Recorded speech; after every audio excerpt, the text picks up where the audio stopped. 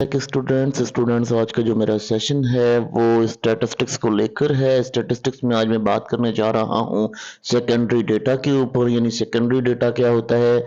Basically ये data वो होता है जो हम किताबों से कलेक्ट करते हैं या डिफरेंट किस्म की जो थ्योरीज पहले हो चुकी हैं ये वहाँ से कलेक्ट किया जाता है। बेसिकली ये लाइब्रेरी से, न्यूज़पेपर से, डिफरेंट किस्म के आर्टिकल से, जो पुराने आर्टिकल लिखे हुए होते हैं ये उनसे ये डेटा अखज़ किया जाता है।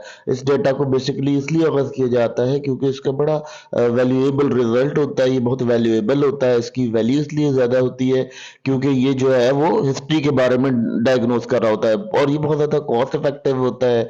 इसके अंदर बहुत ज़्यादा कॉस्ट लगती है, ये बहुत ज़्यादा इसको जो है बहुत ज़्यादा कलेक्शन में टाइम लगता है क्योंकि बहुत ज़्यादा टाइम कंज्यूम करता है। क्योंकि इसके अंदर जो है वो बहुत सारे फ्लॉज भी मौजूद होते हैं, तो इस वजह से ये बहुत ज़्यादा नए डेटा के साथ कंट्रोवर्स करता है। यानी इसके अंदर थोड़ी कंट्रोवर्सी आ जाती है न्यू डेटा के अकॉर्डिंग। जिस डेटा के अंदर हम रहते हैं उस डेटा से इसके अंदर बहुत ज़्यादा कंट्रोवर्सी आ जाती है, तनाज़ात खड़े हो जाते हैं क्योंकि नया डेटा इससे बहुत चेंज होता है। तो ये है कि इस डेटा को हम बेसिकली क्या करते हैं, हम इसको बहुत ज़्यादा सोच समझ के, बहुत ज़्यादा देखभाल के इस डेटा को कलेक्ट करते हैं। इसके कुछ मेथड्स होते हैं कलेक्शन के, जो मेथड्स हम आगे डिस्कस करने जा रहे हैं इन कंटिन्यू स्लाइड के अंदर। और इस मेथड में भी हम यही कंडीशन है, बेसिकली ये प्राइमरी डेटा से ही रिलेटेड होता है मगर थोड़ा सा इसमें चेंजेस होती हैं। यानी ये होता है, ये ओल्ड डाटा होता है। अब हम कहते हैं जी गवर्नमेंट पब्लिकेशंस। गवर्नमेंट पब्लिकेशंस क्या होती हैं? जैसे आप लोगों ने देखा होगा कि एक स्टैटिकल गवर्नमेंट जारी करती है कि जी ये इस इलाके में इतना फूड, इतनी खुराक पाई गई इस वक्त में, तो वो स्टैटिकल डाटा जो है वो आपके पास गवर्नमेंट की पब्लिकेशंस होती हैं। डिफरेंट वो डिफरेंट किस्म की बुक्स निकालती हैं। जैसे कि आपको पता है कि आप कराची स्टॉक एक्सचेंज या दूसरी किसी स्टॉक एक्सचेंज में जाकर आप देखो तो वहां उनके पास कंपनी का एक डेटा मौजूद होता है, कंपनीज का।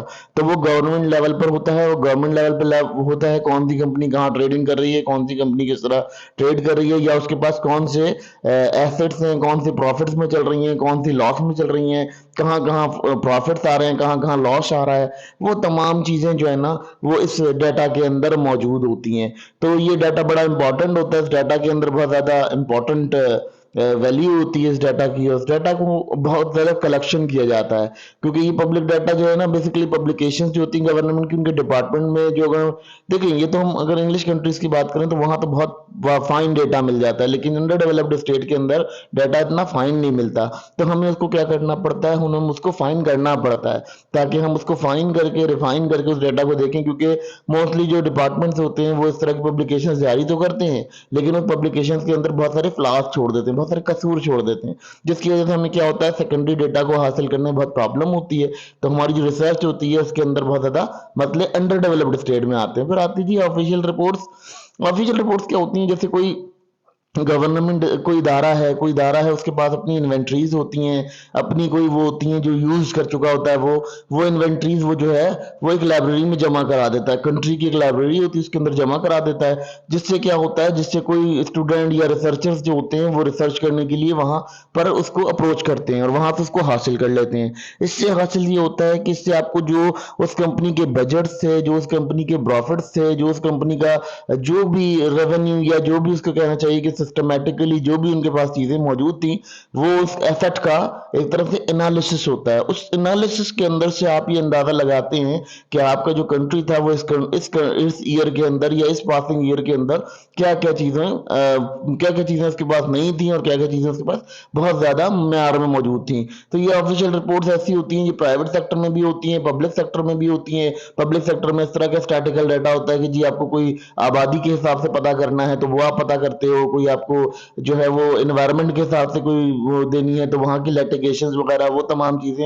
आपको ऑफिशियल रिपोर्ट के थ्रू मिलती हैं। ये ऑफिशियल रिपोर्ट्स गवर्नमेंट भी होती हैं और प्राइवेट भी होती हैं, बोथ लेवल के ऊपर होती हैं। तो उससे आप क्या करते हो, उससे कंप्लीट आप कॉम्प्रिहेंसिव एक जो है वो रिजल्ट क्रिएट कर लेते हो, जिस रिजल्ट से आपको ये चीज फाइंड करने में आसानी होती है कि आप जिस जगह खड़े हो वो किस पोजीशन पर खड़ा हुआ है। यानी आपकी जो रिपोर्ट्स हैं वो बिल्कुल सही है। डिस्कस करूंगा एकेडमिक राइटिंग यानी एकेडमिक जर्नल्स और एकेडमिक पब्लिकेशंस होती हैं। एकेडमिक पब्लिकेशंस क्या होती हैं, बेसिकली उसके अंदर हम बड़ी मजे की बात करते हैं।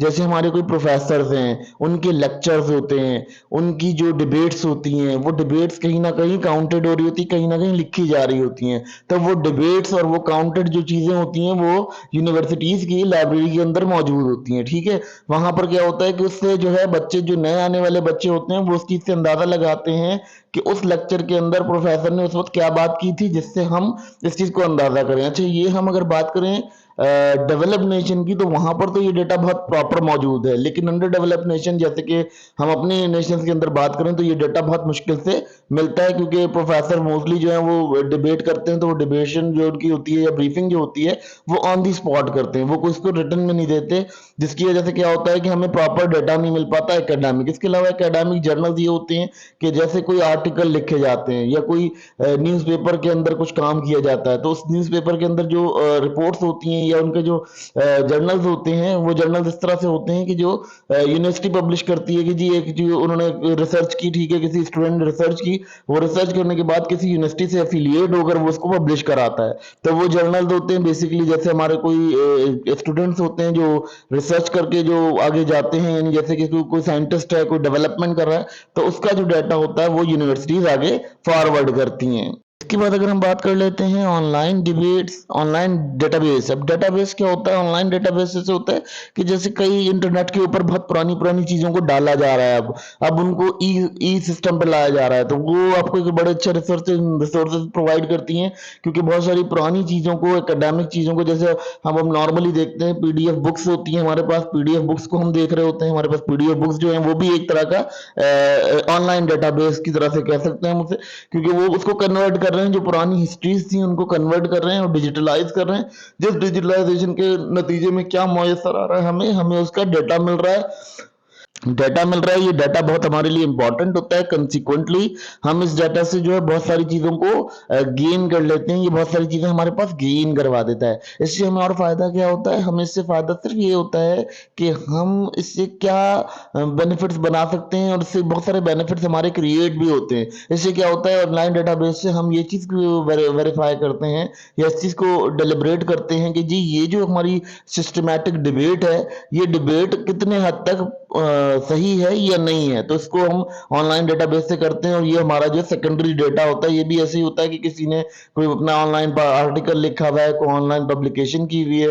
जैसे कि अब हम आजकल एआई जनरेटर्स को देख रहे हैं, तो एआई जनरेटर्स क्या करते हैं, वो मोस्टली ऑनलाइन डेटाबेस के थ्रू आपको आंसर कर रहे होते हैं, जो उनके पास ऑनलाइन डेटाबेस मौजूद होता है।